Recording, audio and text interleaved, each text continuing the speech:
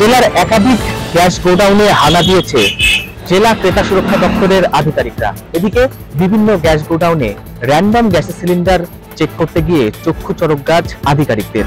Gas ওজন করতেই দেখা যাচ্ছে কোথাও 150, কোথাও 200, আবার কোথাও 400 গ্রাম কম গ্যাস সিলিন্ডারে রয়েছে।